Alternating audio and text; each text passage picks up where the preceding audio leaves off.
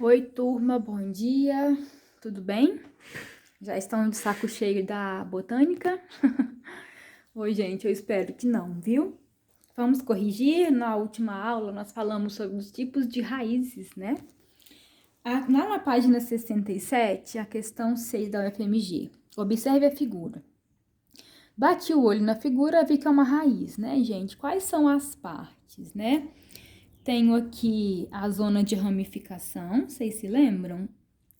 Zona de ramificação, onde surgem as raízes secundárias, né? Ramificação.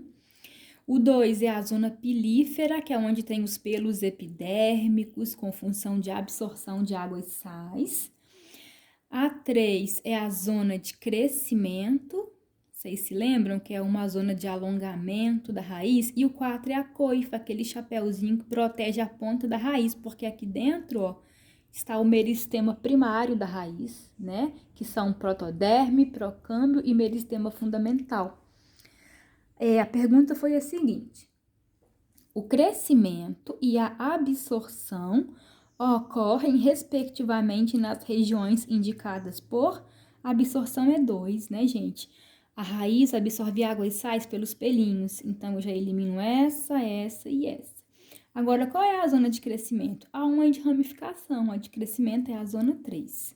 Então, questão muito simples, muito direta, é só saber as partes das raízes e cada função das partes. Simples, né?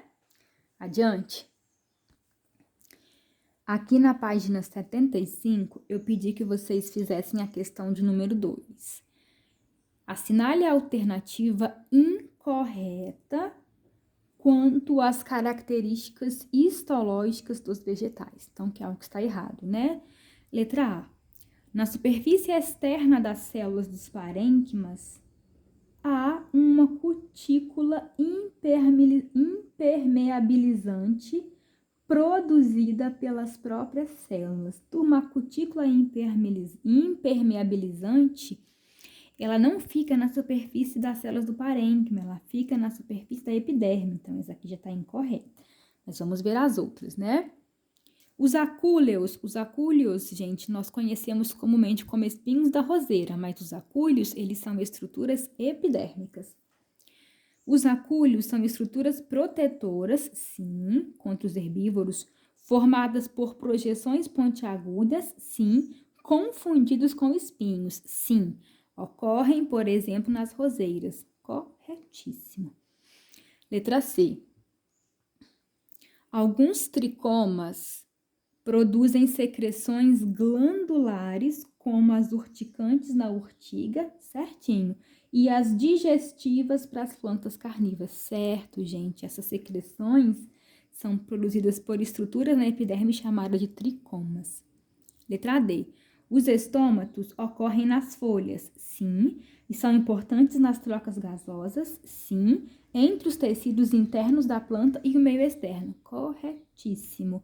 Eles fazem trocas gasosas, né? Entra gás carbônico, sai vapor de água e sai oxigênio. Letra E. O suber maduro, o suber é a casca, é também denominado cortiça, sim, pouco densa e impermeável à água devido ao efeito da suberina. Corretíssimo. Pouco densa quer dizer, gente, no sentido aqui que ela é leve, tá bom? Então, a errada é a letra A, com certeza. Adiante. Aqui na página 77, eu pedi que vocês fizessem a questão 16, que é recente, gente, ó, 2017, e é das Olimpíadas Brasileiras de Biologia. Vocês já fizeram essa prova uma vez, vocês se lembram? Disse assim: um casal de namorados amarrou uma fita de tecido de algodão com seus nomes no tronco de uma árvore a 1,5 metro do solo, quando ela tinha 5 anos de idade. Há 20 anos. Atualmente, casados foram à procura de tal fita, porém, não a encontraram mais no mesmo local na árvore. Considerando que nenhum fator externo tenha causado o desaparecimento da fita, foram levantadas 4 hipóteses para explicar o fato ocorrido. Olha que legal, gente, essa questão. Então, um casal de namorado foi até uma árvore, né, e amarrou lá a fita de algodão a 1,5 metro do solo, quando eles tinham 5 anos quando ele tinha 5 anos de idade. Quando a árvore, tinha 5 anos de idade, há 20 anos.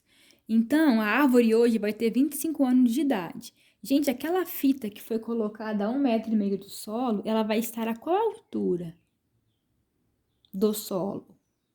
A 1,5 metro. Por quê? Porque nós já falamos numa questão anterior que o meristema apical, vamos desenhar aqui uma árvore, ó, aqui no cantinho, ó. Imagine que isso aqui é uma árvore. Isso aqui é a raiz, R de raiz, e aqui é o caule, tá? Vamos pôr aqui uma copinha, tá? Nós falamos que lá na ponta do caule e na ponta da raiz existe o meristema primário ou meristema apical, que faz a planta crescer no sentido vertical. E esse meristema, ele vai acrescentando células aqui para cima e o mesmo, ele vai acrescentando células aqui para baixo. Então, se eu amarrei a fita aqui, ó, uma distância de 1,5 metro do solo, essa fita vai continuar para sempre nessa altura do solo. Por quê?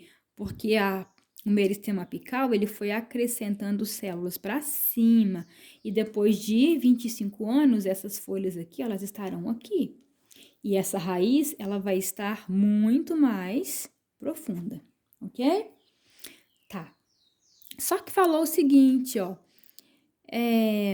Atualmente casados foram à procura de tal fita, porém não a encontraram mais no mesmo local na árvore.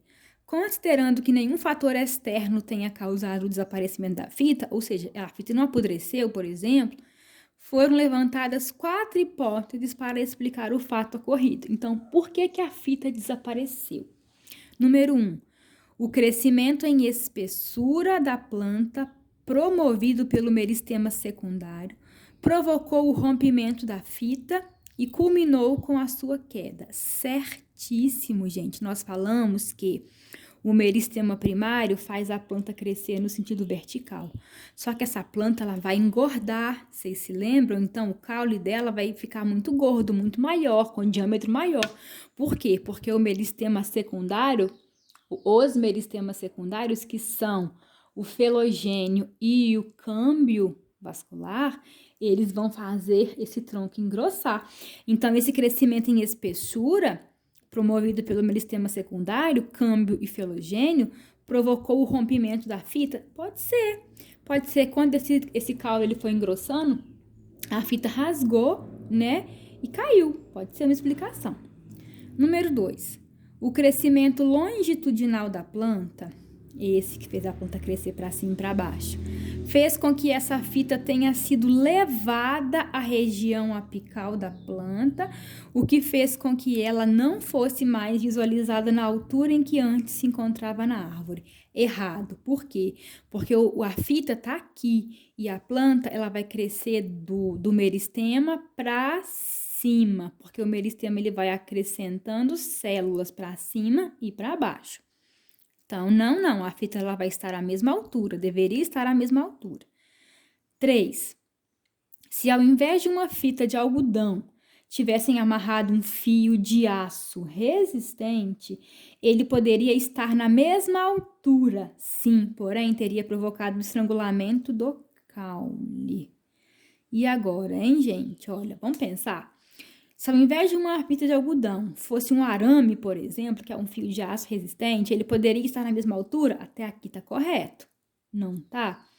Mas, porém, ele teria provocado o estrangulamento do caule? Será que esse fio ele ia estrangular o caule? Ou será que o caule ele ia engolir esse arame? Vocês já viram na roça quando alguém prega o arame farpado para fazer cerca no tronco da árvore? Com o passar do tempo, sabe o que acontece? A árvore vai engolindo o arame por causa do meristema secundário, por causa do crescimento em espessura. Põe essa aqui de molho e vamos pensar nela. 4. Suponha que essa árvore tenha crescido 1 metro de altura a cada ano e que ao invés de uma fita de tecido, tivessem entalhado suas iniciais no tronco dessa árvore.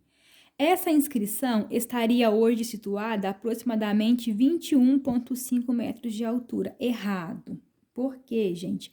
Porque nós falamos que se eu desenhar qualquer coisa aqui, ó, no tronco da árvore, pode passar 1000 anos, que vai estar à mesma altura do solo. Por quê? Por causa do meristema apical, que vai acrescentando células para cima, tá? Essas iniciais, a inscrição, ela vai estar mais gorda, por causa do crescimento na espessura, mas ela vai estar na mesma altura, que era 1,5 metro do solo. Agora, vamos voltar aqui na 3 e analisá-la novamente. Voltando na qual mesmo? 3. Se ao invés de uma fita de algodão tivessem amarrado um fio de aço, por exemplo, um arame, ele poderia estar na mesma altura? Sim, porém teria provocado o estrangulamento do caule. Gente, esse estrangulamento do caule está se referindo ao xilema e o floema, né? Que são os vasos condutores. Sim, ele ia estrangular, ele ia fazer ali uma lesão. Então, tá certo, tá bom? Então, as hipóteses erradas, já ia marcar certa, erradas são, tá errado a 2 e a 4. As erradas são 2 e 4, letra E, aqui embaixo. Certo? Eu acho que eu pedi mais uma para vocês.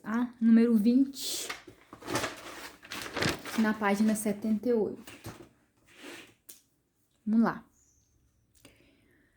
Sobre as características histológicas e fisiológicas das angiospermas, assinale o que for correto. Número 1. O crescimento em comprimento da planta é denominado de crescimento primário, certo? Os meristemas ou gemas apicais apresentam atividade mitótica intensa, certo? Propiciando aumento no número de células, certíssimo, tá? Número 2. A protoderme origina a epiderme, certo? A qual reveste o corpo da planta, certo? Impedindo a perda de água, sim, porque ela tem a cutícula, vocês se lembram? E permitindo as trocas gasosas necessárias à respiração e fotossíntese. Tá certo, gente, tudo certo, né? Porque tem epiderme na folha, então eu faço trocas gasosas e respiração e fotossíntese, tá certinho? 4. As raízes respiratórias ou pneumatóforos são raízes aéreas de plantas parasitas. Errado, gente. As raízes respiratórias ou pneumatóforos são raízes das plantas do manguezal, né? Elas não são plantas parasitas. As raízes das plantas parasitas são chamadas de austórios. São finas e penetram o caule da planta hospedeira, sugando seu floema. Errado. 8. O xilema ou lenho é um tecido responsável pelo transporte da seiva bruta. Correto. As estruturas mais importantes no transporte da seiva bruta são os elementos de vaso e as traqueídes, certo? São as duas células do xilema, elementos de vaso e traqueídes, as quais durante o processo de maturação tornam-se células mortas. Corretíssimo, o xilema é morto, né? 16. Os parênquimas são tecidos formados por células vivas, sim, e desempenham várias funções. Sim, por exemplo, o parênquima aquífero tem como função reserva de água, certo? Suas células são volumosas como vacula, ocupando praticamente todo o lumen celular, certo? Ocorre principalmente em plantas que vivem em ambiente seco, como os cactos, tá certinho?